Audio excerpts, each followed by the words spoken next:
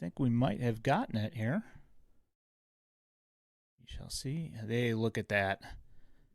Well, hello, White Sox fans, and welcome to another edition of the FutureSox podcast. My name is Ian Eskridge. Joining me this evening is Mr. James Fox. How are you, James? I'm good. What's up? This is Mad interesting. scramble to get this Yeah. thing done. Holy cow.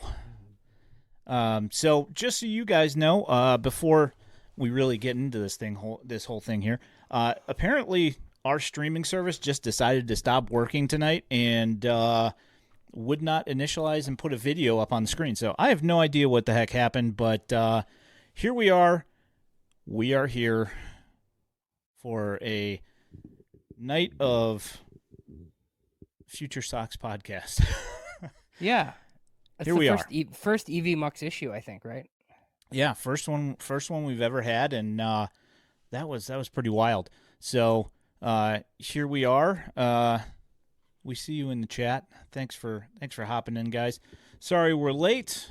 All right, James. Well, the White Sox managed to go to Baltimore and get their butts kicked. I mean, they didn't really lose by a whole lot. I mean, it was pretty close games for the most part, but it was pretty sad happenings in general. Yeah, they like rarely lose by a whole lot. I mean, it's like more watchable, but it's just like boring generally because they like when you just have a bad offense. Ugh, it's just like terrible to watch. Yeah, I mean, you lose by a run or two every day. I mean, I imagine that's got to wear on you, and hopefully we'll see them at least at some point start putting some runs across the board again because it's been a pretty sad last week for the most part. Well, and as positive as the Miguel Vargas story has been, like he struggled for a few days and they haven't done anything.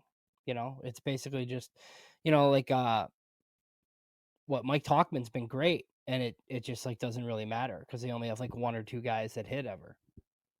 Yeah, that's I mean, it's when you're relying on one guy or very timely hitting, and most of the team can't really hit all that well.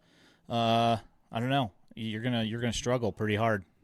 Yeah, I mean offense costs money. I mean it's just kind of one of those things. Yeah. Um.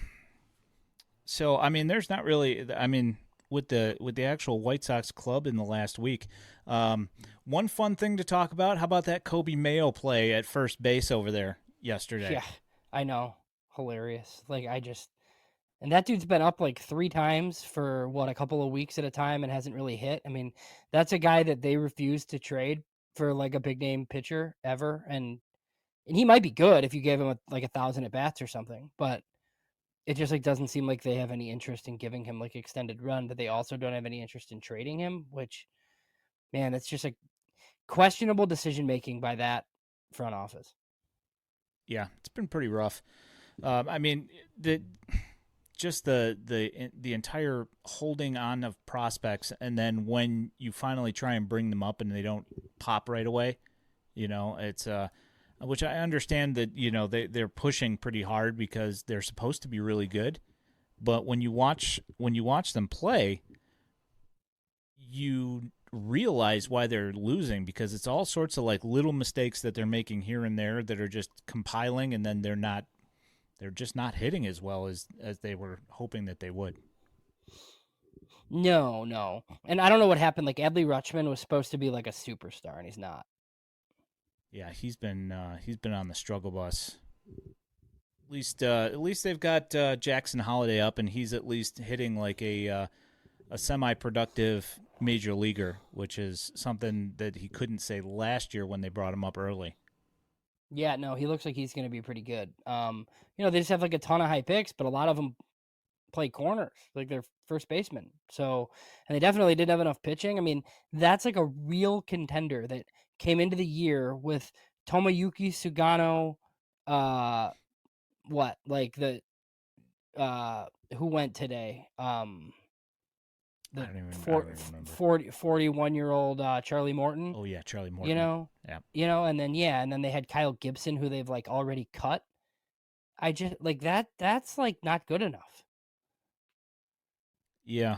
I mean, it's what we said right from the beginning that they were doing themselves a disservice by not going out and acquiring pitching. So, I mean, Yeah, this I mean is, they couldn't trade for Garrett Crochet and extend him. I think they could have. You know, I just like it doesn't make any sense. yeah, could, I mean, you would think anyway. Um, Let me go ahead here. I'm going to up this, I'm going to make some changes here on this here stream. Try and get these warnings to go away. We'll see what happens. I don't know.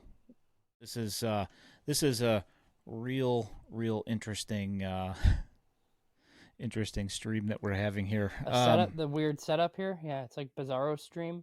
Yeah, I mean, it kind of looks exactly the same. It's just a little. I mean, you get some of the nice bells and whistles with this program, but it's not as simple. I can't bring up chat windows and all that stuff. So, um, bear with us on that part. Hopefully, by next week, everything will be back up and running correctly. Gosh, I hope so. Yeah, so I misspoke on my tweet earlier today, and I said that you had already released your mock draft. You Oh have yeah, not released It's your mock no, draft. but I could still talk about it for Yeah, those so who are listening. let's go ahead and do that because I see that there's some college talk in the chat here. Hey Trey, how you doing? So I've been paying attention to the tournament that's been going on. Yeah. But I haven't. I've kind of spaced on prospects this year, just because like we're at 10. I know that we're gonna get somebody pretty decent. There's gonna be some talent there at 10. I just don't know what like what exactly I should be looking at here coming to the White Sox at 10. Yeah, and I think like there's been a bunch of mocks and guys like Kylie McDaniel have said that like there are like some in the industry that think that there's like what 10 players. Not that those are the only 10 players, but that there's kind of like a consensus 10. So maybe the White Sox are in the spot where they just like take the guy that's left, right? But we have no idea if they actually agree or if they think there's 12 or 13 guys, right? And I think if you wanted to say, hey, these are the top 10 guys, just take the guy that's left. I mean, that sounds fine, but they'd have to be willing to take pitching. And I don't know.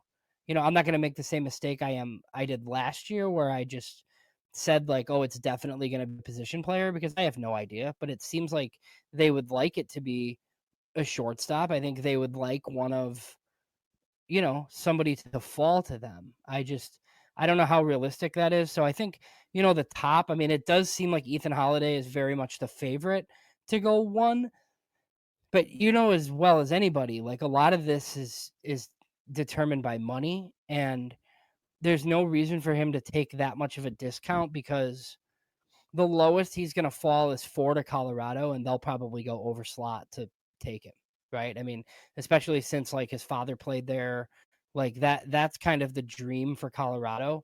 Um, like they could pay him over 9 million to go 4. So there's a lot of rumors about Eli Willits, who's like one of the youngest players in the class, 17. He reclassified high school out of Oklahoma. So there's rumors that he could be the Nationals like backup at 1, and there's mocks that have put him there.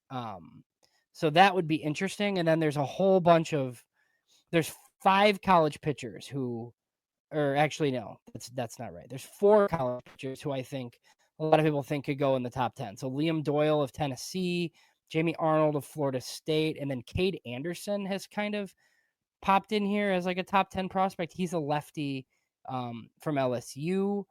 And then there's Kyson Witherspoon from Oklahoma. So he's interesting because he could be in the mix for the White Sox at 10. That's not the direction I went, but I think if they took the righty from Oklahoma, like it wouldn't be terribly surprising at this point. And I can do more, but we can kind of talk about that to start. Well, since we don't have I can't bring up the comments here. I want to thank Trey. He dropped in a super chat here. He says the return of Tanner McDougal. Yes, sir. That he's looked absolutely fantastic as of late. Yeah, so good. He heard everybody talking about how he was going to be a reliever. Yeah, I mean, And he still yeah, might be, but he looks probably. pretty good. Yeah. Yeah, I mean, just his stuff is just so nasty, and he didn't walk anybody. He's really cut down on his walks, and that's something he's been working really hard on. That and cutting down on the big blow up innings, and they haven't been happening. And lo and behold, we have a guy here who's just shoving every time he pitches. So Yeah. You know what's pretty funny for the people that are like, oh, if you put Grant Taylor in the bullpen, he would be unbelievable. Like, which is true, obviously, right? But like Tanner McDougal's like the same type of thing. yeah, There's a bunch of guys like that. Oh, if you like let him throw one inning and throw two pitches, he'd be great. Shocker. Like that's basically like every reliever ever. Like they're failed starters. yeah. The Grant Taylor thing. I mean, of course he looks fantastic out of the bullpen, but I mean, obviously, I'd rather that he not be there. But if that's how if that's how they plan on rolling it out, then Yeah. hopefully they follow the same plan that Crochet took this year or last year when he just said, "Hey, I'm going to start starting," and we'll see. For sure. So getting back to the college stuff, comments in the chat here that they better not take another left-handed pitcher, or Trey's gonna have some mental issues that he's gonna have to try and get back from. Uh, I'd be James, so I'd be kind of surprised. So there's 3 college lefties. I think they're all going to be gone. So they have been linked to like a lefty pitcher, the high school kid out of Oregon, Cruz Schoolcraft. mm, But I don't think they'd take him over like some other guys that are going to be on the board there. Like Kylie McDaniel in one of his mocks said that they're linked to him, but he seems like a backup plan. But Kylie McDaniel also linked them to Jay Slaviolette last like a couple of weeks ago, and now that doesn't seem feasible with how he's played essentially. yeah, I mean, the guy out of Purvis in Oh yeah, Mississippi. JoJo Parker. Yeah. Yeah, he was Yeah. recently linked to him, and it seems Yeah, like so yeah, that'd be so here, good. so I have JoJo Parker going 7 to the Marlins. Because I have Billy Carlson and Eli Willits off the board, and I think the Marlins are taking a prep infielder. So Iva Arquette is the top college position player. He'll go in the top 10, but he might be the only college position player that goes in the top 10. And then the most fascinating storyline to me, I think Seth Hernandez is the best player in the entire class. But he's a righty, he's a high school righty. So look, this could be the year that he just goes up and goes super high because he's awesome. But there's lots of teams who just won't do it, as we kind of talk about every year. So I think that's kind of interesting. So essentially, right now for the White Sox, like unless a Billy Carlson falls or it's easy, right? That's easy. Iva Arquette falls, that would be easy. Even I think they'd probably take Seth Hernandez if he were on the board. I think it's Kyson Witherspoon, the righty from Oklahoma, or one of the prep shortstops that isn't Billy Carlson. I think those are like the most likely options. And then on the college side, I just they have high level decision makers who really like Merrick Houston from Wake Forest. And look, he's a definite shortstop. He hit 14 homers. He wasn't as good as in SEC play. So this isn't like a Jacob Gonzalez because he's like a really good athlete. That's definitely going to stay at short. But I think that's still pretty underwhelming, like at 10. So I kind of hope, like, to me, like if Billy Carlson fell to them, I think that's super easy and clean. Um, but other than that, I mean, the guys that you've seen linked to them, JoJo Parker from Mississippi, there's Steele Hall is another reclassified shortstop out of Alabama. And then like Kason Cunningham was mentioned too. So the issue with like Cunningham, he's a good hitter out of Texas, but he's probably a second baseman. And then even JoJo Parker probably isn't a shortstop. So like he could really hit, but he's probably going to move to third. Um, so for anybody that's like listening, and this might not be out till Tuesday because it's taking me forever. But I have the White Sox taking Daniel Pierce, who's a high school shortstop out of Georgia, and he's it's not one huge tool, but he's a definite shortstop. Probably 12 to 15 homer potential, really fast. Coach's kid, his dad is like his high school coach at Georgia. So, you see all this stuff about, like gamer and high character and like all that stuff, right? But I think they would like to prioritize somebody that's definitely going to play shortstop. So, like they take a JoJo Parker, it'll be exciting. It's just, you're always talking about how he's probably going to like end up at third or second or somewhere else. So, got a question here about Brandon Summerhill. Yeah. Do you think he goes that early in top 10? So there's like a wild rumor right now that he's the super underslot, quick to the majors college guy for the Angels at 2. Now, I don't know that that's going to happen. I do think he's like a top 15 player in the class. It kind of depends on whether or not you think he can play center field or not. If you think he can play center field, then he's definitely like a top 15 pick. If he's a corner, though, like the bat's pretty good, but it's not like a huge power. So he's like a bit of a tweener. He is a Illinois kid, though. He's a Whitney Young kid. Hmm. He's at Arizona. Yeah, that part I knew. I did not So know I've that seen he was him. from there. I've seen him in the. He's going to go 10 to 20 somewhere in there, and probably. I've seen him linked to the Cubs. I've seen some of those other teams like the Giants and lots of teams that take college bats like in the teens. Basically, that's where he'll be. I would think if the White Sox did that, it would be like at a discount to go high school later multiple times. And it Let's is see. early. I mean, we're 6 weeks out. Yeah. Yeah. There's another one. What is it? Where did it go?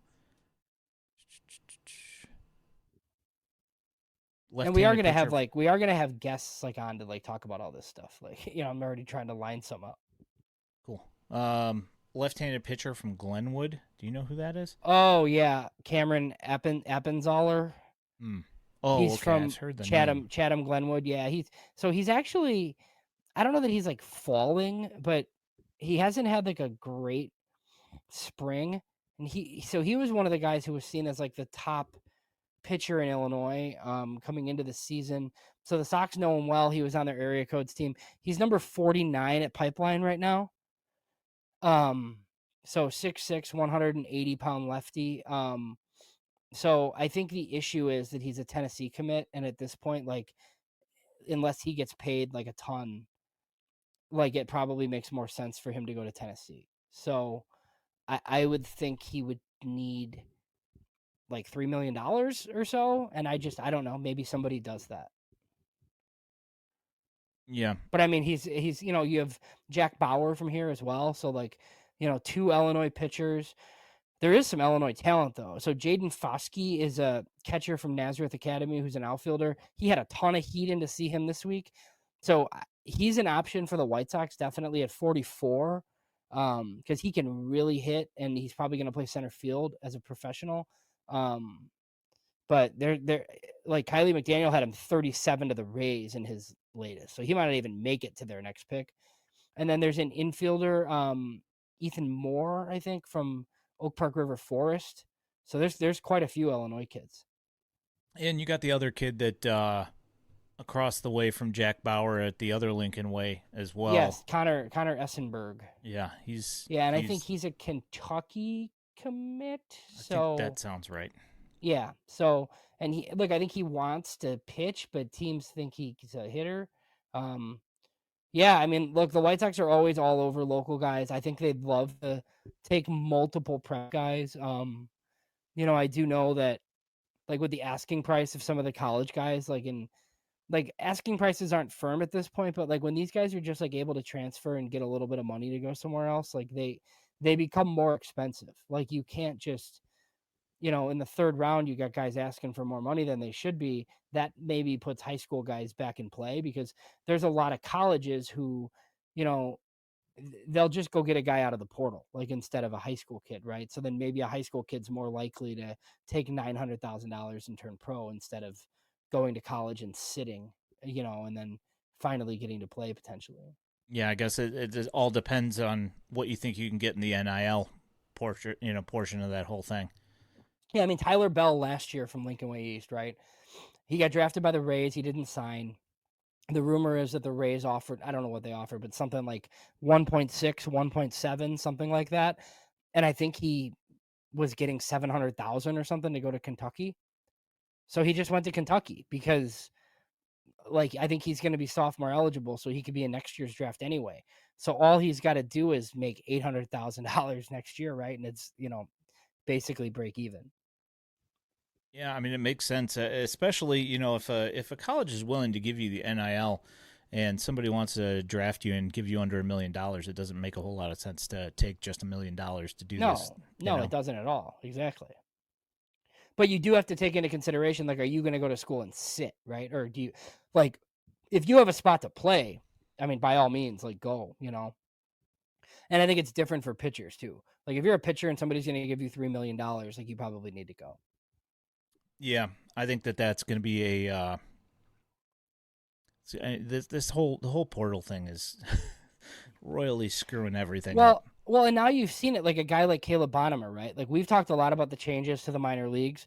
Like I didn't have it on my bingo card that Caleb Bonham was going to go to Kannapolis and post a 150 plus WRC plus, right? But I do think it opens the door for prep guys to play in low A like the season after they're drafted, which might change the calculus a little bit. Like you're not sitting in rookie ball for a year and a half anymore because like the guys that are in Arizona and Florida playing in rookie ball are like guys that were playing in the Dominican Republic a year previously generally, or you sign 24 and 25-year-old guys that are kind of just like trying to keep living the dream, right? Those are your Arizona League teams for the most part. So most prospects are in low A because that league is, I don't know, it's worse. Like too harsh to say it's like the worst it's ever been. It's just not as advanced as A ball used to be. So maybe that helps, like because you're just like not in the minor leagues for as long as you used to be. Yeah, I mean, I don't know, the Vanderbilt getting beaten by Wright State and only having one hit through the first 8 innings of the game was Yeah, that was something. I know it's crazy. So I will say, like, so looking at like, so my mock, like, I can release. So Daniel Pierce, like, you take one of these high school shortstops, okay, at 10, and then you come back at 44 and you take another one. Let's say they've slide the Nazareth outfielder Jaden Foskey to them in the second, right?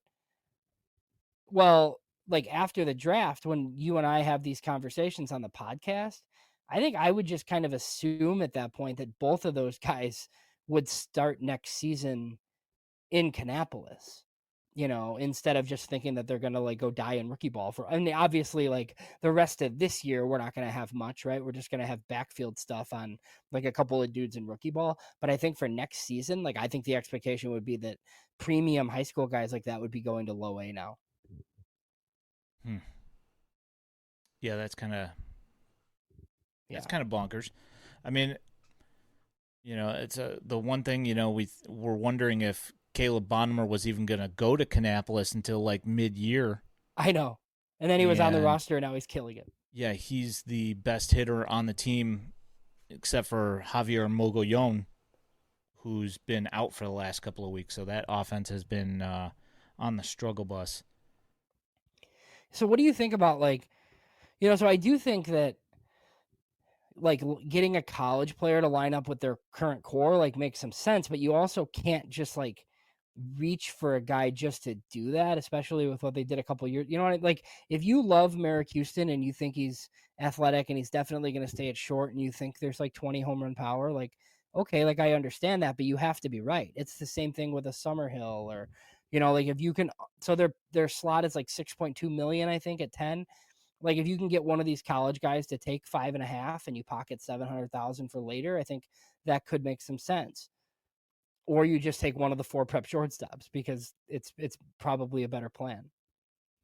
Yeah, well, I mean, I know. So my issue comes here is that when you're talking about prep hitters, is that you're taking a gamble that they're going to continue to develop as a hitter. And I mean, as we've seen, Bonnemer has done it, Connor Griffin's done it, Bryce Rayner's done it, but then you see guys like Arjun Namala, who was taken high a few years ago, and he fell on his face for like a full year, and he's finally starting to kind of get his luster back after falling off the top 100s in some places.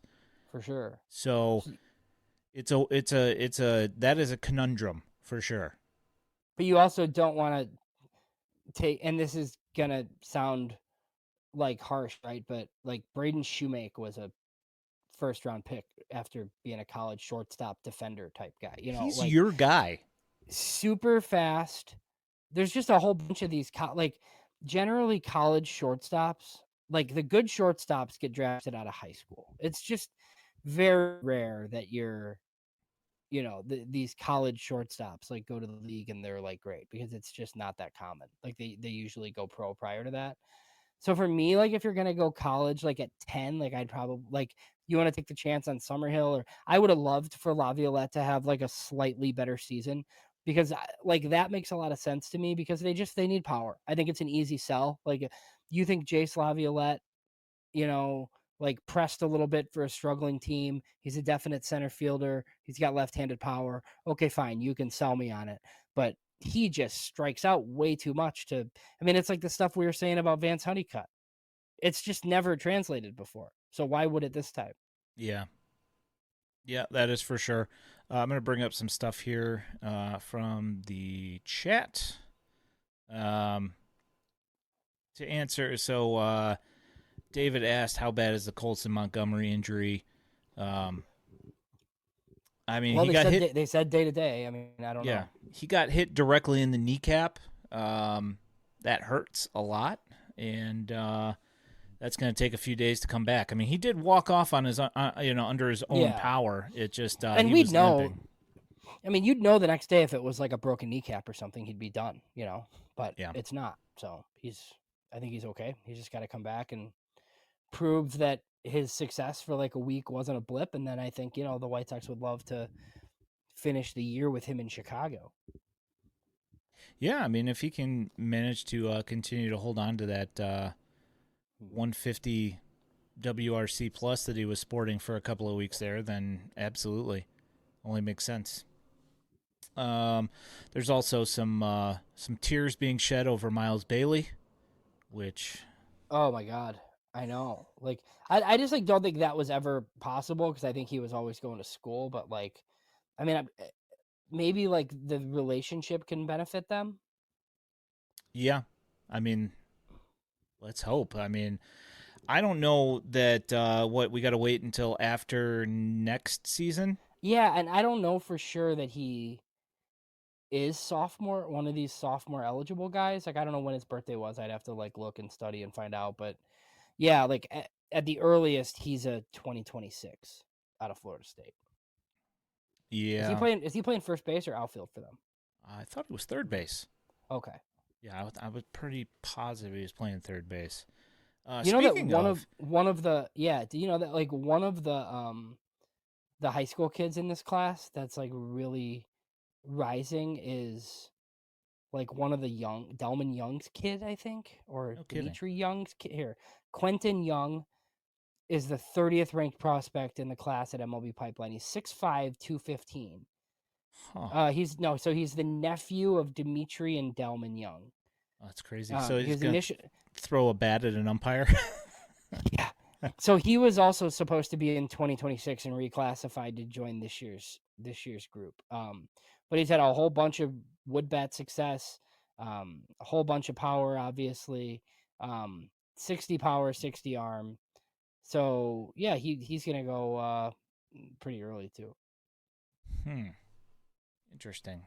I did not Yeah, the know high that school. one. So the high school class is really, really good, but like the draft is down as a whole because there's not college bats like the previous couple of years that we've done this. It's like, college bats always rise to the top for this because they're safe, but there are none this time. Like there's just guys who, even like I think I was listening to Carlos Collazo and somebody else, and some scouts had said like even like Iva Arquette would be would have been like the 16th or 17th player last year. And that's the top college position player on the board. Like he would have been in the same range as the Cam Smith, the Florida State third baseman the Cubs took and traded to Houston. And he was like the 16th pick, I think. So all those other dudes that we had talked about all year, your Braden Montgomerys and all the other guys that went like up in that range are all, you know, basically better prospects than the top college guys in this year's class. Hmm. It's got a question in here about Ethan Moore from Oak Park. Yeah, so I don't know a ton about him. I know that I don't even know like whether or not he's signable. But I mean, look, he's from OPRF, the Sox know all about him. So Jaden Fauske from Naz, who I was talking about, is ranked 65th on Pipeline, but Keith Law has him like in his top like 40, I think, and Kylie McDaniel had him going 37 to the Rays. Let me see like if I can quickly find. Yeah, Ethan Moore is 91 on MLB Pipeline. Shortstop, second base, switch hitter. He's 6'1", 190. So, it's kind of funny. Like Callis's write-up says that Moore might be the best Illinois high school hitter since Alec Thomas went in the second round in 2018. Like I've heard from people that Fauski's the best hitter since Alec Thomas. So who knows, right? Like I don't know. Yeah, it's the old opinion thing, Everybody's got one. But he did Like, do well. So he hit 360 like on the showcase circuit. Didn't strike out very often. But he wasn't great this spring, I guess. But look, I mean, we've seen this happen. Like you've been to a lot of Illinois high school games this year, like lower level ones too. I mean, they just like the best players walk, and then a lot of times they get anxious and they start swinging at bad pitches, and like it's just kind of. I mean, I heard like Caleb Bonnemer's spring in Michigan last year was just like stupid because he knows like he's the one on the team that's like trying to drive in runs, right? So it's like, oh, why is he swinging at these outside pitches? It's like, well, because his job's to drive in runs, like and other teams are not going to let him do that because he's going to be playing in low A next year. So why, like why would other coaches let him hit? yep, and it's like, and then the kid gets a complex, and he's trying to murder the ball to left field, and then you end up with Colson Wolko, kind of thing where just pull side, rolling over and stuff, and then poof goes your stats. Right. I mean, like I coach high school football, not baseball, and like I'm sorry, like I would walk that guy. Like if I knew he was like, like if I'm playing a team and Jared Kelenic is in high school playing, like I'm walking him. Like I'm not gonna. Why would I face that guy? Yep. And speaking of power, it's like White Sox drafted Hagen because they thought that was going to be their drafting win, that they'd be able to develop him because they've developed left-handed pitchers. And then, me and you were sitting there, afraid to take a first baseman, and Jack is just absolutely destroying the baseball. He's a stud, but have you seen Connor Griffin? He's awesome too. He really is. And I kind of feel like with everything we've heard, don't you think Griffin is the guy that the scouts kind of wanted to take? To me, it just seems like there was like the whole thing, right? And it seems like, look, and I railed for years and years about Kenny Williams like walking in a draft room and like making a pick, right, and not letting his people do their jobs. I get it a little bit. Last year, if Chris Getz was, I'm making my first pick like as a GM, and there's no Ryan Fuller at that time, and he sees all the scouting reports on Hagen, and he's like, this guy will be here in a year and a half, and he's like, I totally get it. I just think that me and others heard way too much about Connor Griffin for that to like not be real. And it's not like he was asking for too much money because they overslotted Hagen. So I mean, Connor Griffin was going to be like this, and look, he's in like low A, I think still, or he might be in high A now. I thought that dude was either going to bust hard or be a superstar, and we'll see once he gets to double A, like if something catches up with him. But he just looks unbelievable. Uncle Ted says he's going to suck. So Connor Griffin? We're good. Well, it's Yes. because he hits right-handed. He doesn't like righties. I see you know his type. He probably would have taken Jack Kaggs. And look, we're probably wrong. Like he might be awesome. Oh, come on, man. He I says mean, Termar Johnson will be better. Come then on, who? dude. Than Connor Griffin. Dude, Termar Johnson isn't. He would have been in the big leagues already if that were Yeah. true. He said, yeah, of course I would take Jack. The Pirates like hitting development has been rough. Yeah. Like it's probably gonna get that GM fired because their pitching dev is awesome. And yeah, I mean you have Paul Skeens, like he would have been awesome no matter what, right? Helps. But yeah, but you have like all these other success stories. And you took Henry Davis with the #1 pick. They just like have no position players. Yeah, it's tough. I mean, we know what that's like, you know. We know exactly what that's like. So what do you think about, and I know it's like 6 weeks out and we have like if you get to 10 and like the clear best player on the board is one of these college pitchers, like do you take them? Like I'm just going to like throw my hands up and be like, "Okay, well, here's another awesome pitcher that can't miss and then their mechanics are off and they're getting biomechanic work and not pitching." Yeah, it's a tough scenario, you know. I feel for Getz in that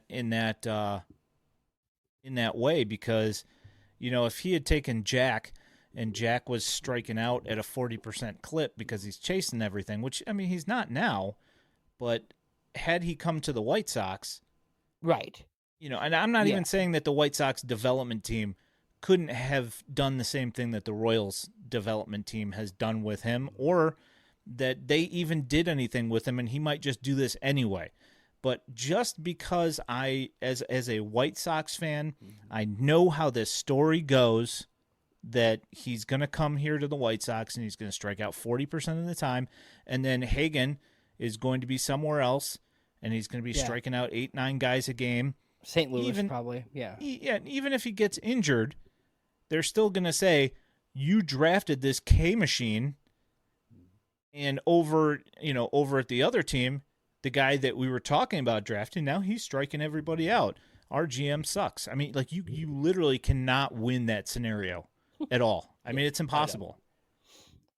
So same thing, you know? So I mean picking 10, right? So like Liam Doyle, the lefty from Tennessee, Jamie Arnold, lefty from Florida State, Cade Anderson, the lefty from LSU. Those guys are all going to be gone. Like they're just college starters, quick to the big leagues. Like they're going to be gone.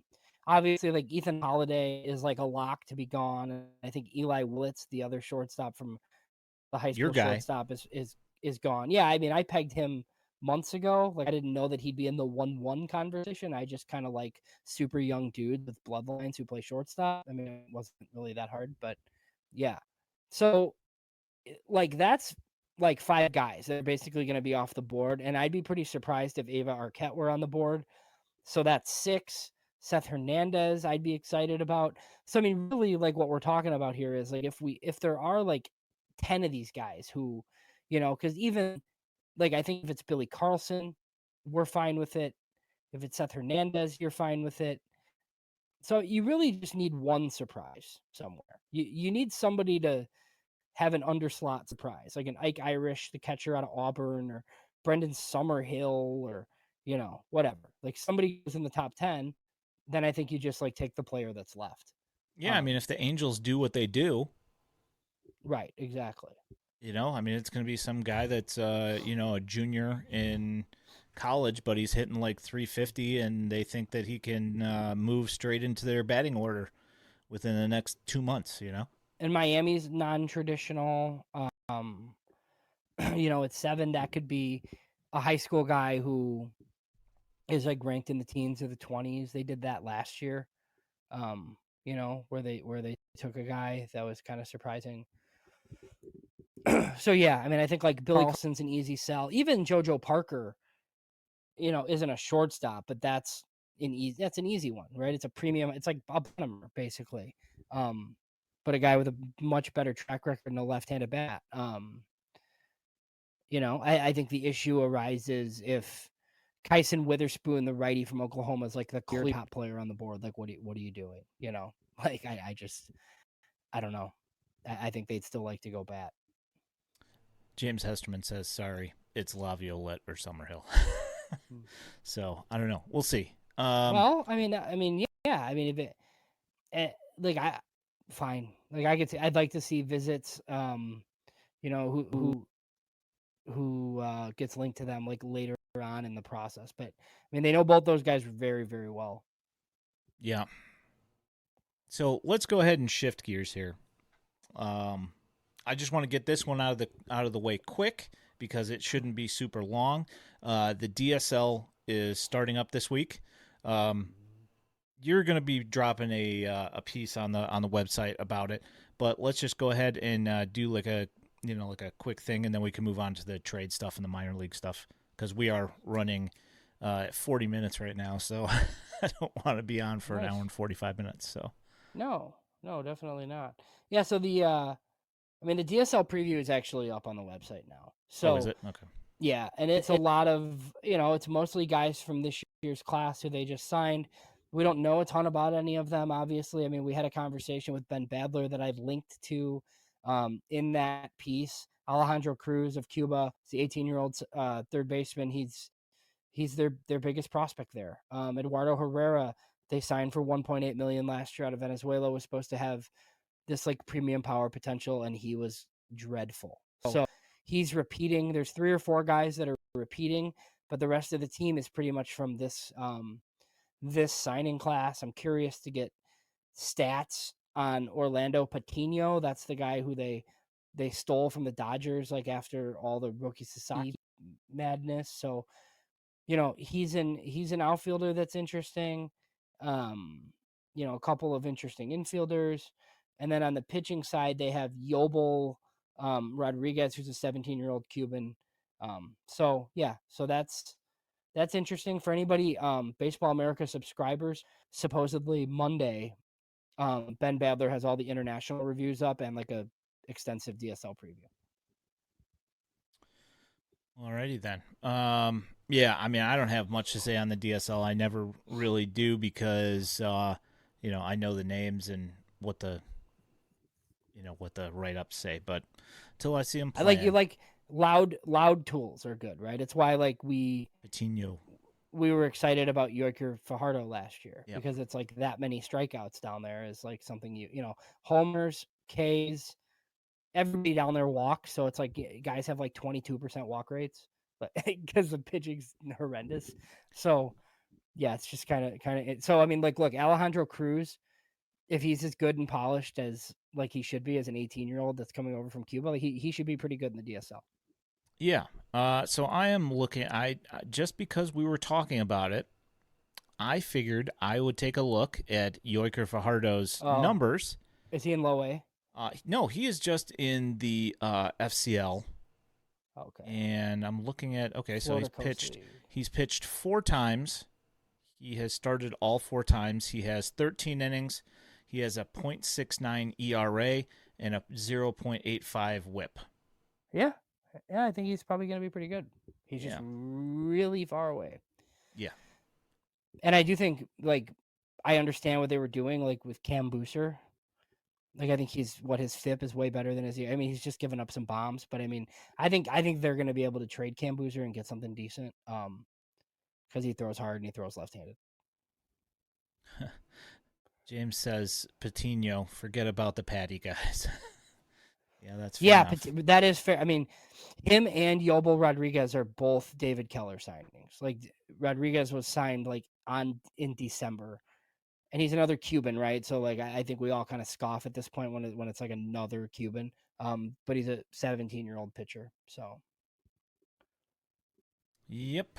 All right. So let's move on to the major league trade deadline stuff. That's obviously we're way far off from the deadline, but Mark Feinsand did put a report up about Davis Martin being a possible trade piece for the White Sox coming up towards the trade deadline here. Your thoughts on Davis getting moved? I mean, we've been talking about it for literally like 6 months at this point. Yeah, I mean, I think he might be their biggest trade piece. And I do think like they're not going to give him away. It's 4 years of control. I mean, he's 28, so he's very likely not going to be like a huge factor on their next good team, which is the reason why you do it. But I'm not doing it unless I get like two pretty good prospects and another guy. It's 4 years of control of a number 4. I mean, even if like Davis Martin kind of settles in as this and he's like a number 4 starter, he's like a 3.7 ERA type guy, who can pitch like a 2 occasionally. I mean, that's like, don't you think the Cubs would like to have a guy like that, like right now? Like, there's like a ton of teams that would love to have A guy who 4 years, throws 4 years of 97 Davis and Martin. misses bats. Yeah. Yeah, like 4 years of Davis Martin. Like the K totals aren't there, but there's always teams who think that they can, tinker. So I would not be. I mean, I think the White Sox would love to move him because that means you're getting like 3 young guys like into your system. And look, I think they kind of think between Cannon and Mason Adams and Thorpe and their whole pile of guys, like they can figure out a 4 or 5 in their rotation. So yeah, I think they, does he go with Booster somewhere? I think Mike Talkman and he's a rental, right? So like, what do you get for Mike Talkman? Like a similar return that you got for Tanner Banks last year, like Bergola, like a Bergoya type, probably for Mike Talkman, but like Mike Talkman can help somebody. Yeah, I'm trying to. I'm looking it up really quick because somebody did mention that he's got. Does have something. Let's see here. I mean, he's only signed through this year. He's ARB3 for next year. Who? Mike Talkman. Oh, so he does have another year technically. Yeah. I mean, yeah. So they could so somebody could tender him. So I mean, 33. Okay, so that is an extra year that you could possibly keep him around for a decent amount of money. Yeah, that's helpful actually. So that he was non-tendered and then signed to a 1-year deal. But yeah, that stays. So he's still ARB eligible essentially. Interesting. So somebody could get like a second year out of him. Yeah, I mean, I don't, again, he's, you're talking about that pinch hitter off the bench that gives you quality at bats, and you can. Yeah. Oh, Keggs just got called up. Which is my interesting. Bet. So last week I bet Keggs to win American League Rookie of the Year because he's 60-1. That's a good bet. Yeah, it's so really stupid. I was like, what are we doing here, guys? Like, yeah, that's worth. I mean, he's not anymore, but he was at the time. Yeah, I mean that's worth. I mean, if that dude comes up and hits 25 bombs, oh yeah, he's winning it. Yeah. There's not anybody right now that you're. I think the favorite is the shortstop in Oakland. Yeah, not Eric Young. What is it? Yeah, Young though, right? Or no, he was the 6th pick a couple years ago out of Grand Canyon. I forget what his name is. Yeah. But Jacob Wilson, that's what it is. Good player. Yeah, no, yeah, he's just a single. Not gonna hit 20. Not gonna. And look, dude, I'm sorry, but like sex appeal, right? Like everybody loves big power hitting mashers. Like that's what if it'll matter. Like if the Royals like get back into this race because Jack Cagliano just hits tanks, he'll win Rookie of the Year. Yeah. Yeah, Wilson's got 7 home runs, but I mean, that's interesting. That's good. I mean, people thought that's good. People thought he had like 30 power. I mean, that's good for what he does. A pretty good pick. But if Jack comes up and hits 25 to 30 home runs, there's just I don't care what Wilson does. It's just not going to matter. Yeah. So I've been like, so this is like back to like the White Sox potential trade targets. So I've been like earlier in this year, I was like kind of mean to someone that's like in their bullpen. Brandon Eisert's good. He's got. I mean, I think so. If you look at his numbers on Fangraphs, right? So if you're like one of these data teams, and you're like, ooh, like this guy's young and left-handed with like control, like his expected stats are awesome. I mean, like we've watched him like blow some games, so it's like this guy. But it's the same thing with Booser, right? Like if that's like the 3rd lefty out of a contender's bullpen, the guy's great. But the Yeah, White Sox no, are for like sure. pitching everybody in high leverage. Yeah, that's the issue. Is that if you bring him in with like a 4-run lead, you're gonna leave with probably a 3-run lead or whatever. Um, just to fill guys who are popping in right now. We do not have access to chat. I see your chat, but I can't bring your chat up. But we see that you are saying stuff down there, so I'm reading them. I'll get to Thanks, them when I guys. can. Yes. You know how that goes. Server issues, blah blah. Yeah, that was weird tonight. Like, I don't know. Not fun. That Never really happened. that 20 minutes of anxiety trying to get the Yeah. thing up and running. What a nightmare. Yeah, we're not that important. It's okay. So Isert has a 4.88 ERA with a 3.02 expected ERA, and his xFIP is 3.34. But the big thing is it's 11 Ks per nine, and he's only walking 2.25 per nine. So he's been pretty solid. Yeah, it's one of those things where the everything's under a magnifying glass right now for the White Sox, and literally any run that a pitcher gives up is like you're staring up a mountain because this team just does not score runs. So yeah, the WHIP is 1.42. That's not great, good. But yeah, yeah, too many base hits. But if you give up 2 singles, it's not the end of the world. But you obviously want the number to be lower than that. So and he has 2 minor league options and 5 years of contract control. yeah, that's worth having. And so that's where people shouldn't be surprised if, like, on trade deadline day, like, you get a prospect for Cam Booser and Brandon Isard. People are going to be like, "What?" It's like, well, I mean, you look at these teams' bullpens. Like, there's just like, it's just some of these teams are running out way worse. yeah, and the plan from last year, which Tom brings up in the chat here, the singer for Porcupine Tree, Steven Wilson, should net the White Sox something, I would imagine, because he has definitely looked a lot better this year than last. So, yeah, I know. Coffee has been struggling in his role in Charlotte, but I would think he gets some run after all these relievers get traded. Or is it just going to be Grant Taylor, Paulette, Freeman? Like, it's like the Grant Taylor show once all these guys get moved. You know what? I have been on the Coffee bandwagon for like a couple of, like 3 years or whatever. And he's been good. Yeah, I don't know. This year, something's off right now, and I don't know what it is, but pitching in Charlotte. No, because it doesn't matter where he's pitching. He could go somewhere, with insane dimensions. It just doesn't matter. Like, he's just walking guys everywhere, and then he ends up giving up a home run. He blew 2 games this week, to the point where I said to myself, you could say that one was coughed up. Oh, nice. Yeah, it's nice to. So here it is. He's got a 4.5 ERA in Charlotte. The FIP is like worse. So the FIP is 5.20, which is not great. So it's 14 Ks per nine, but 6 per nine. That's the problem. Yeah, it's significantly more walks than he's ever had before. Oh, you know what?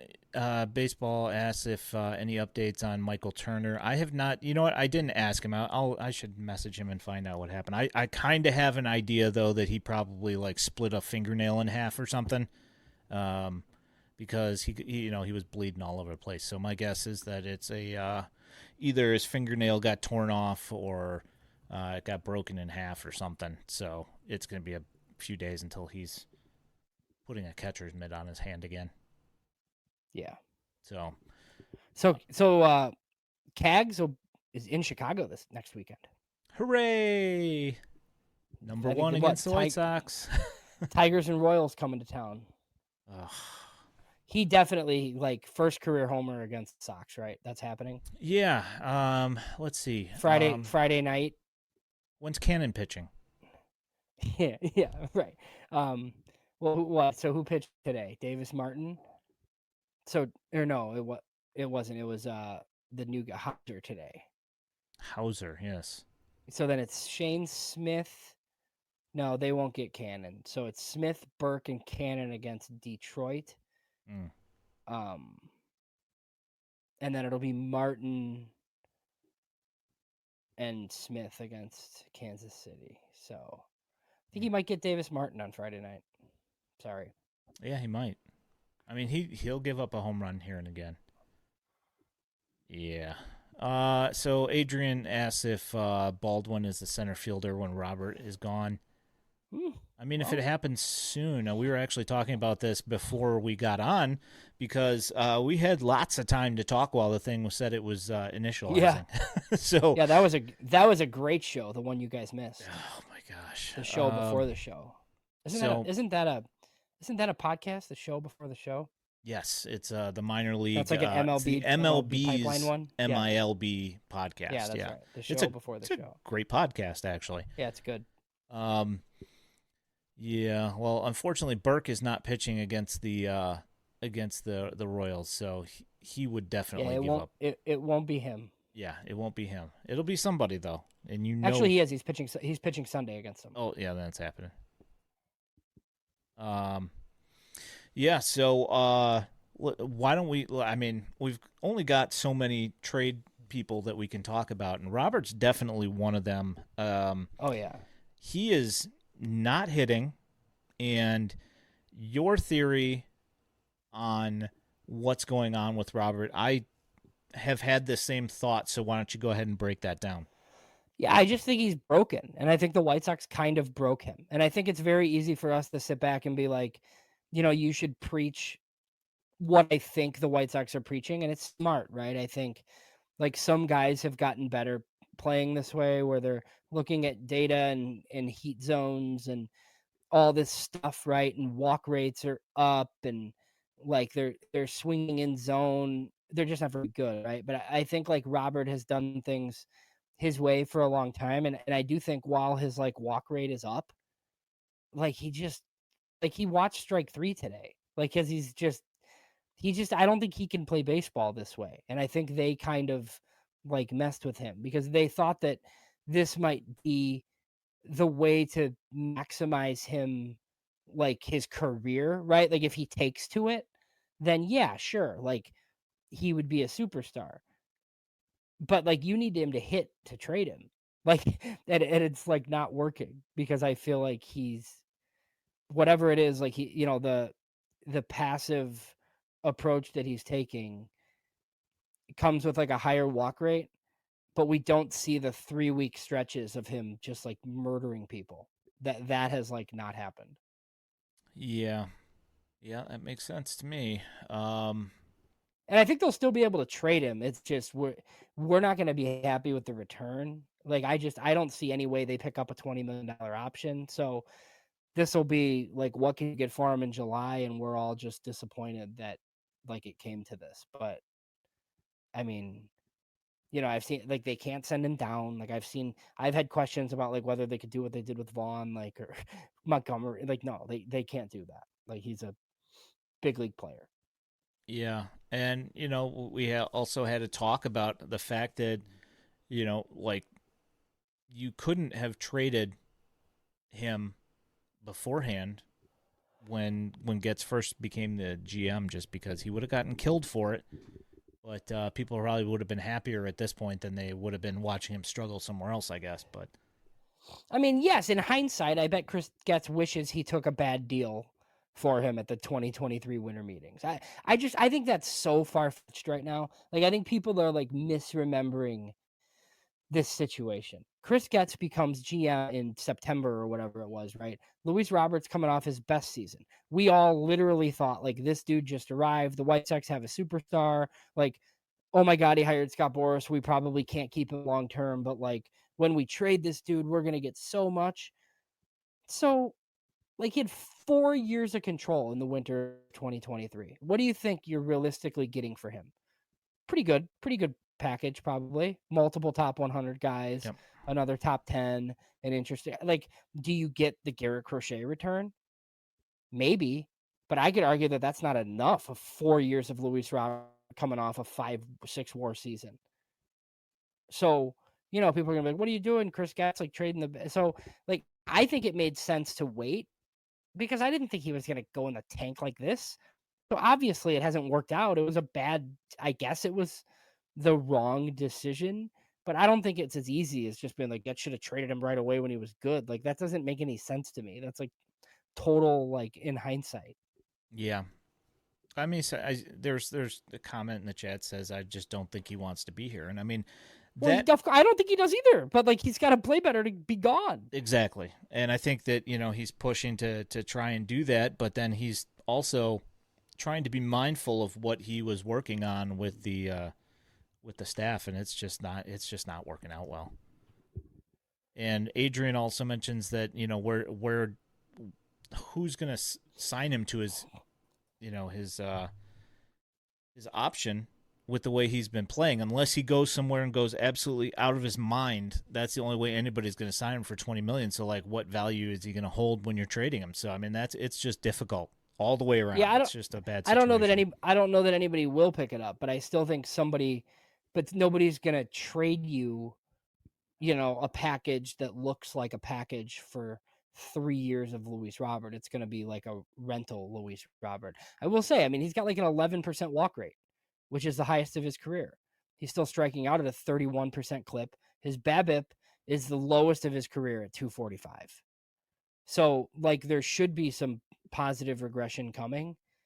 But I mean, all of his value right now is coming on defense and like on the base paths. Yep, I agree. Like all of it. Um, I mean, yeah, I think he's. I mean, look, I think if you know you stuck him on the Phillies, like would he look a little bit better? Like, yeah, probably. But like the White Sox have a really tough decision to make. Like, are you going to trade him for like a couple of decent prospects? I mean, I think in July, yes, you will, because you know that your owner's not going to pick up the tab on a $20 million option. But it doesn't make any sense to do it like today. Yep. You just freaking hope that over the next 8 weeks he hits at some point. Yeah. And if he doesn't, you trade him for nothing and move on. Yeah. It's a tough situation. Um, Tom brings up, he says Sosa is a free swinger and doing okay. Don't know why they don't take the same approach to Robert. I mean, yeah, at this point, it would be preferable to what he's been doing as of late. I mean, he's still hit, he'd still hit 240 or 250, and right now he's hitting like what, like 160? He is not doing that. It's like not great. Caught in between, as you said. But even Sosa, I mean, Sosa walks. He's got a 2% walk rate, like 2.5%. But he leads in hits. But he's better. But he's better than Robert. He's got 0.6 FWAR like accumulated on the year. It's like a league average offensive player. Yep. 94 WRC plus. He's not a great defender. But I mean, Robert's been worse than that, and basically has 5 tools. Yeah, it's pretty insane, really. So moving on to minor league stuff here.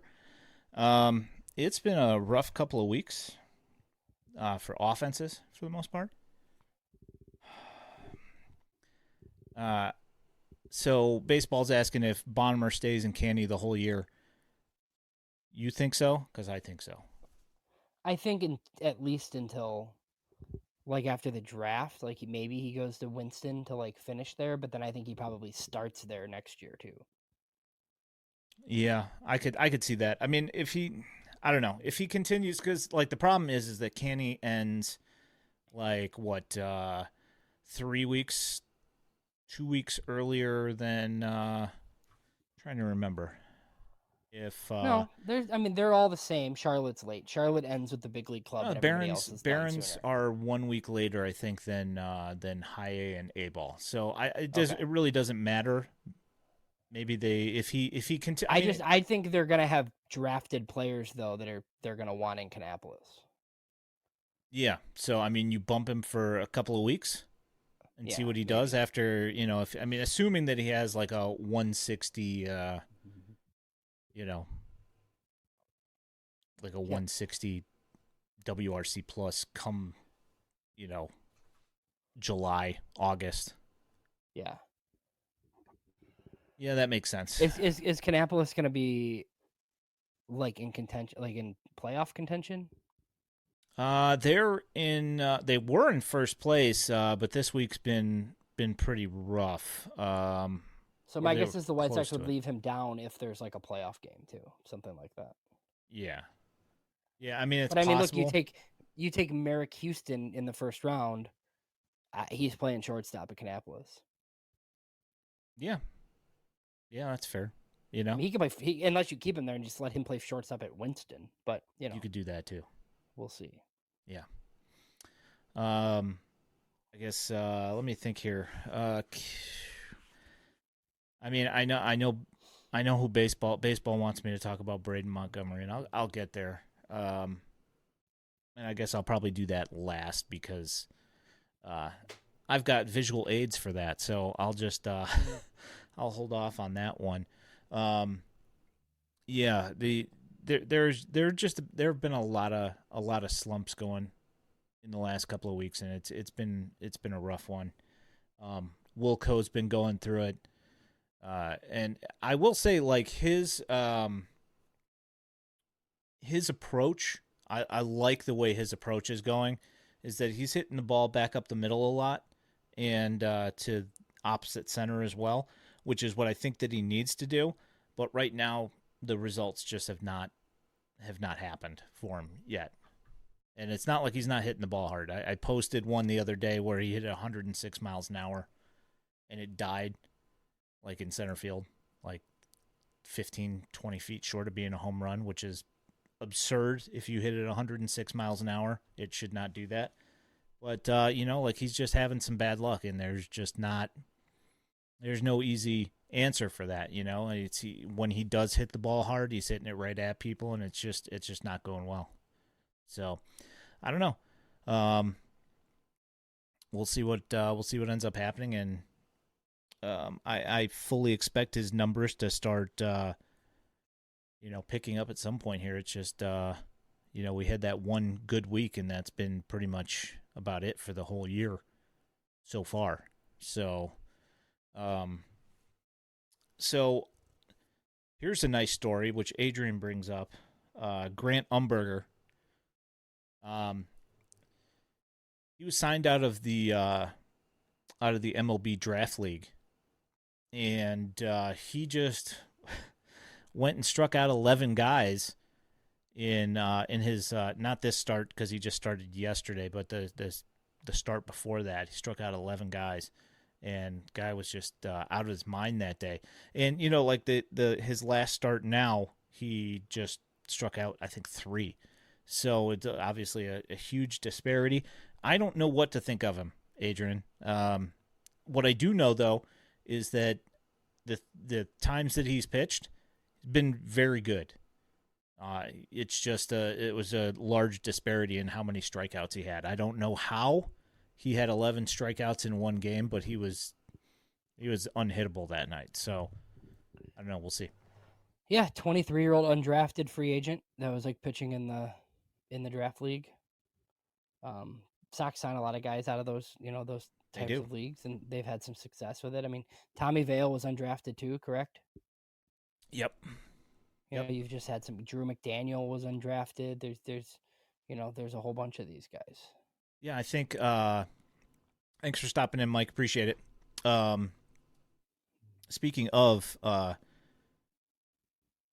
McDougal, his start, we've talked about him at multiple times. I know that that Trey brought him up earlier, but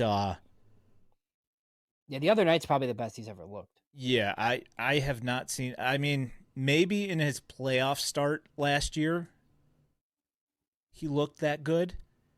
But what we're seeing now is the consistency that we've been waiting for.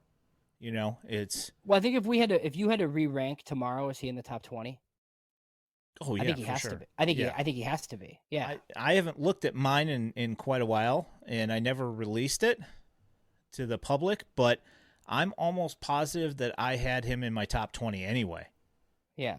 Yeah, he would be on the FutureSox top 20, I believe. He would have to be. Just with like some of the injuries and some of the guys that have fallen off, and I know like Edgar Caro like doesn't qualify anymore as of today, so there's going to be like Yeah, Peyton Paulette moved up lots of changes. Yeah, I mean he should be on in there anyway, MLB's anyway. probably. Right? So you know, yeah, yeah, Tanner McDougal's pretty impressive. I don't know if we see Birmingham like this. I mean, at some point here. I mean, with the way things are going there, uh, I wouldn't be surprised because somebody's going to move up because somebody at AAA is going to move or just get released. I mean, you got guys like Chris Rodriguez making starts, and it's not anybody unless like they have like some sort of plan with him that doesn't really right. I mean, like fit Riley anybody. Gowans could be making starts in triple. Who knows? I don't know. If he keeps on pitching like he did for the Dash this week, he's going to be making AA starts this year at some point. What do you think about a guy like Dan Altavia or whatever instead of going with one of the prospect arms? Is that just kind of a nod to a veteran, like, hey, you signed with us, like, because I'm pretty sure he had an opt out. He did, yeah. And then they waived him, and then they gave him $1 million, like, to stay basically, which is more than the minimum. It's like a couple $100,000 more than the minimum, I think. I like. I mean, it is like doing a guy a solid, but he was pretty good in Charlotte. Yeah. See, like that's the thing is that I like him. I think he's a good bullpen arm.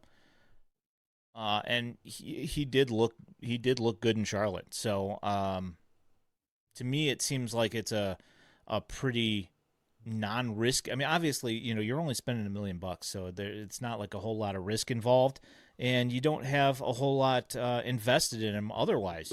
So it's like, you have your you've got a guy that you can throw and set up. He's closed before, and he's been pretty good there as well. So I was happy that he got re-signed because I was actually kind of surprised that they let him go. So I mean, if they had to bring him up to the major league club to do that, then it is what it is, I guess, right? Well, yeah, I mean, worst case scenario is he's bad and you cut him. I mean, it's fine. I mean, it's like not that big. You were paying him like whatever the minimum's 800 and some thousand, I think. Anyways, Yeah. so like Yep. you were paying him 800 some thousand, like on his minor league deal. Like if he made it to the majors, you gave him $1 million instead. Okay. Yeah. I'm fine. Yeah, I'm totally fine with it. And he's seems like guys in the clubhouse really like him. So. Well, I mean, at some point, I think I'd like to see Wickelman and Paulette and some of these guys, but I think we will. I think that time's coming. Yeah, and Tom mentions as well that he could be moved at the deadline. Possibly. If I also think it helps. Like it helps you as an organization, and nobody wants to hear this, right? But like it does help you land NRIs. Like when you've shown that, like, hey, you perform for us, like we'll give you a little bit of a bump and give you the opportunity in the majors. Yep. Yeah, no, for sure. I think that if there is one subset of Major League Baseball players that knows that they can sign a place, it would be with the White Sox. Yeah, non-roster invites love the White Sox. Yeah. Yeah. Speaking of, think about the guys that the White Sox have cut. They're all like done. It's like over for them. Yeah. Speaking of guys that are done, Josh Harrison just hung him up. So, yeah, he retired. I thought you were gonna bring up the Tim Anderson DFA. Oh, we could bring that up too. You brought it up, and I'm fine with that. Yeah. I'm not surprised. I mean, like I hear these radio hosts all over the city that like talk about this like fall from grace, and it's like, look, man, like as soon as this guy like lost the ability to hit consistently, like he's not a major leaguer because his defense isn't that good, and he doesn't walk. So it's just these super high batting average players, like when they don't hit for super high batting averages, are kind of useless. Yeah, and that was like another one of the things that people always brought up, that his BABIP was very high, or that because he hit the ball really hard. Right? No, yeah, I know. Well, that was always the excuse, right? Is that he hits the ball really hard. Even now, even when he hits the ball hard, it's just ground outs. Just hasn't been getting that opposite field single all the time like he used to.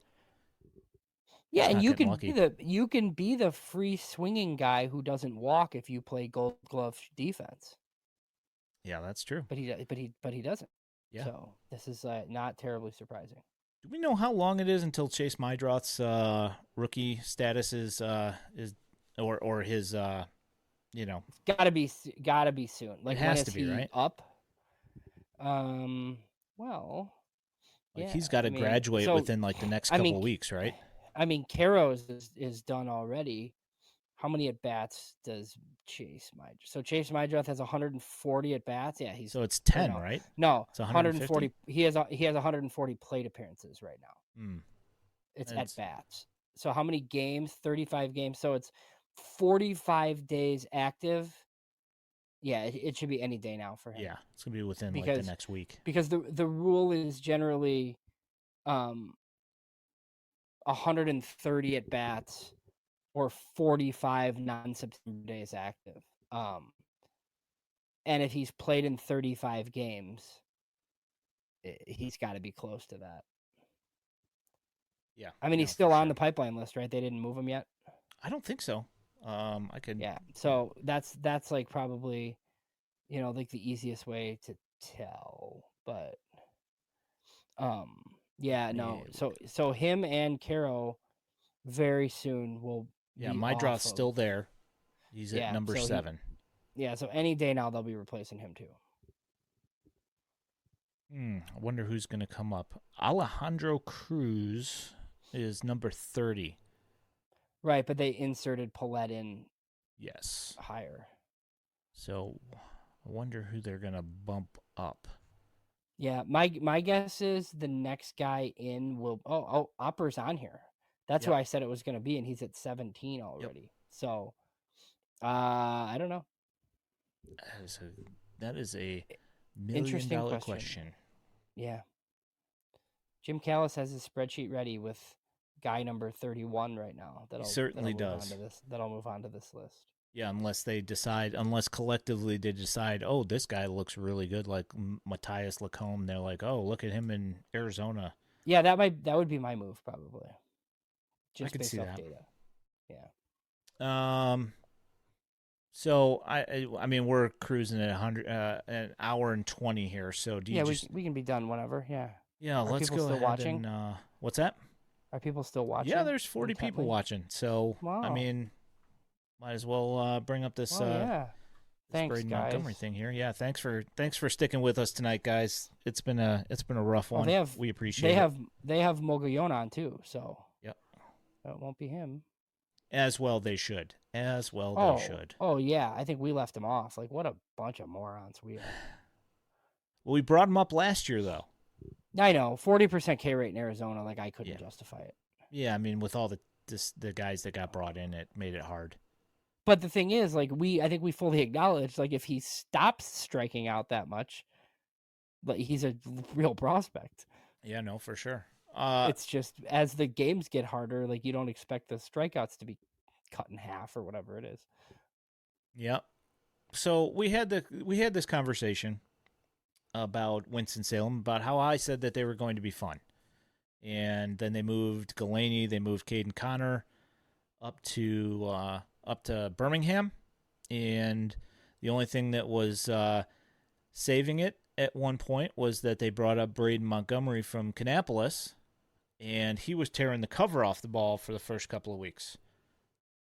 Well, it appears that, as will happen as a guy goes up through a system, people find your holes in your swings. And there has been a hole found in Braden Montgomery's swing. And this is something that I've been worried about since I saw his left-hand swing. Even regardless when he was murdering the baseball, I looked at his swing and I said, that doesn't look right. And if you watch his left-handed swing, he is he opens up the front of his the front of his body. His hip and his front shoulder both are wide open, and he's selling out for power on the inside corner. So I'm going to go ahead and bring up what my thoughts on what his hot zones are. And this is going to take a minute because I didn't build the scenes beforehand because, well, we weren't planning on using this streaming platform tonight. So, give me 1 second.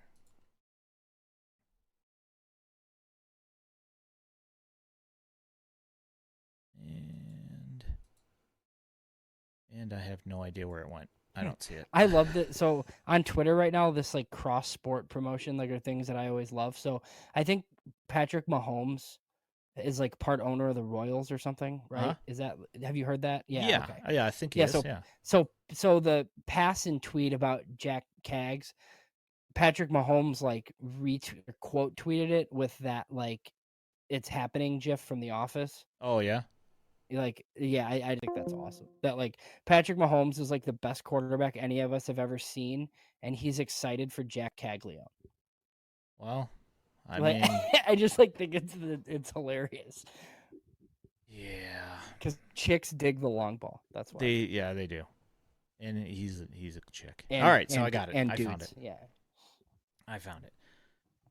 All right, so here is my thoughts on what Braden's heat zones look like when he's hitting left-handed. As you can see, in the center of the red, there is a dark red spot.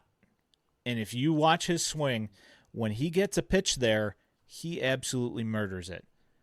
If it is not in that zone, you could possibly be looking at a base hit, but you could also possibly be looking at, just a line drive somewhere, whatever. But because he's opening his shoulder and his hip, the entire top of the zone and the entire outside, basically like, and I was actually being like pretty nice here, on the height and the outside pitches. He's not hitting anything up high, and he's not hitting anything outside. It's just he's whiffing. That's why you're seeing a strikeout rate go up. Like this is like, I told James before that if I'm tweeting about somebody and I'm tweeting about somebody's mechanics, it's a problem, and it's definitely a problem. He's swinging under pitches that are high, and he's way out in front of, and just missing everything on the outside part of the plate. And it's something that needs to be addressed. And I hope that at some point that Ryan Fuller or the guy that's I can't remember who the hitting coach in Winston-Salem is right off the top of my head. I know that when I hear it, I'll go, oh, yeah, that's him. But, yeah. Well, Rickon went to Charlotte, right? So, yeah, it's not him. Yeah. I'm not, no, it's definitely a problem. And it needs to be addressed. Hopefully they get to it and get it sorted out, because it's definitely something that needs to be sorted out. Obviously, it wasn't a problem in Kannapolis, and he's going to be seeing right-handed pitching and hitting left-handed way more than he ever hits right-handed. And baseball asked about his right-handed swing. His right-handed swing is definitely, his coverage is better. But his left-handed power is prodigious. It's good. He hits the ball really, really hard left-handed. The problem being, though, is that if it's only in one particular spot, yeah, better hope that they throw it there. Most scouts had issues with the right-handed swing. It was it was like interesting.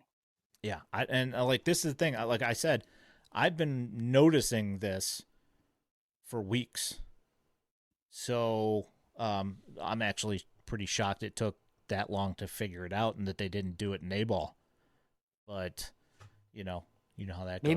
Maybe he's gonna go for Arizona biomechanics work. Could be. I don't know. I mean, I When like are you expecting Hagen this week or ever again? or ever again. I mean, let's hope so. Yeah, I'm hoping his arm didn't fall off while he was I gone. know. Just leprosy or My something. my God. Yeah. Yeah. It's like a mash unit. Rest in peace, Hot Lips. Um, yeah, All it's a right. mash unit I think we've in been the on too long. Yes. yeah. It's yeah. I don't know. I'm hoping that he comes back here in the near future because they said his soreness was gone. Mm-hmm. But the problem is that they need to sort out the reason for the soreness, which is biomechanical, because at least I'm not a professional here, That's true. He but was. I mean, I don't know anything about pitching, and he was flying way open. Like yeah, I can see him. Like yeah, that's going to put extra added stress on your shoulder and on your elbow. So let's hope that this stuff all gets sorted out and things start looking on the up and up. Because I mean, I will be frank. You know, there are outliers here that I am impressed with, but overall as a product, I was expecting more. I'll just from say that. Hagen. Just from the entire minor league system.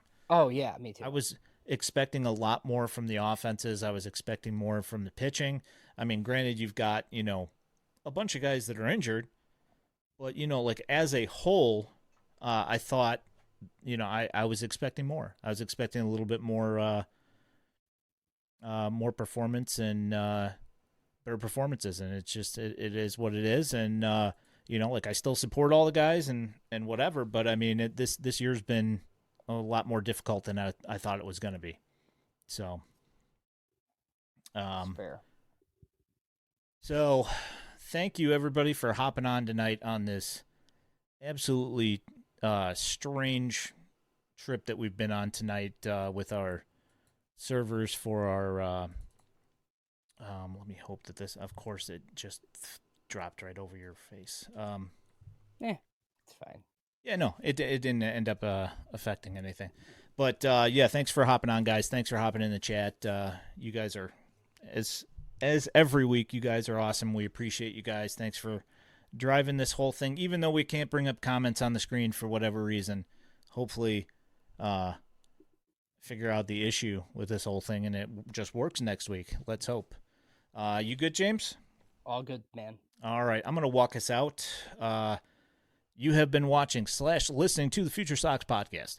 If you are listening to this in podcast form, know that you can find us every Sunday night at 8 p.m. on YouTube or the Purple app, which we are not on tonight, but you know how that goes. You can also find this podcast along with all of our written content at FutureSox.net, including James' mock draft, which will be dropping shortly, and also his DSL preview, which is already there. If you are looking for White Sox prospect highlights, you can find them on X at FutureSox and now also here on our YouTube channel. If you love the content and want to support us here at FutureSox, there's a link to our Patreon in our channel description and at FutureSox.net. You can also toss up a super chat on our YouTube stream. Also, don't forget to like this stream and subscribe with notifications so you know when we're going live while helping us in the World Wide Web algorithms. My name is Ian Eskridge at Daily White Sox. He's James Fox at JamesFox917. We appreciate all of you, especially on nights like this. You guys are awesome. Thanks for driving the community. We appreciate it. Thanks for hanging out, and we will catch you guys next week. Have a good one.